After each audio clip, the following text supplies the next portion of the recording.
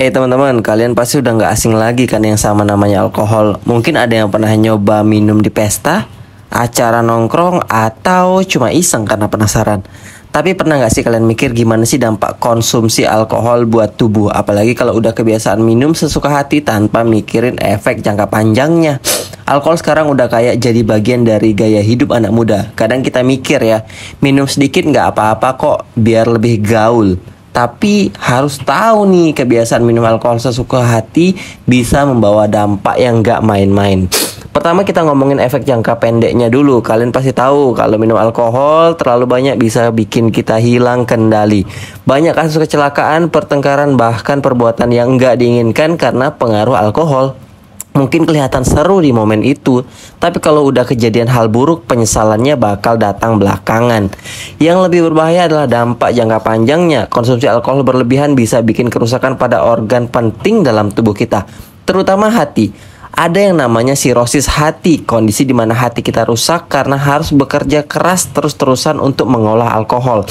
Selain itu, alkohol juga bisa meningkatkan resiko penyakit jantung, tekanan darah tinggi, dan bahkan kanker. Jadi jangan pernah berpikir tubuh kita ini kuat-kuat aja, karena efek buruk alkohol kadang baru kelihatan setelah bertahun-tahun. Bukan cuma fisik teman-teman, alkohol juga bisa mempengaruhi kesehatan mental. Mungkin kita minum alkohol awalnya untuk bersenang-senang atau melupakan stres, tapi alkohol sebenarnya bisa memperburuk kecemasan dan depresi. Banyak yang gak sadar, makin sering minum untuk menghilangkan stres, makin terjebak dalam lingkaran negatif yang bikin masalah mental kita tambah berat. Kita juga gak bisa menutup mata soal kecanduan. Banyak yang berpikir mereka bisa berhenti kapan aja, tapi nyatanya semakin sering kita minum, semakin besar resiko kita untuk kecanduan. Awalnya mungkin cuma di acara-acara tertentu minum alkoholnya, tapi lama-lama jadi kebiasaan sampai akhirnya nggak bisa lepas. Dan kalau udah kecanduan, bukan cuma kesehatan fisik yang terganggu, tapi juga hubungan sosial, pekerjaan, dan masa depan.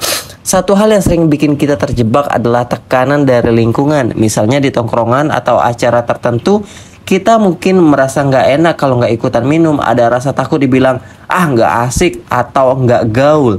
Tapi kita harus sadar nih, jadi keren itu bukan berarti ikut-ikutan minum alkohol. Keren itu ketika kita berani bilang enggak dan tahu batasan diri.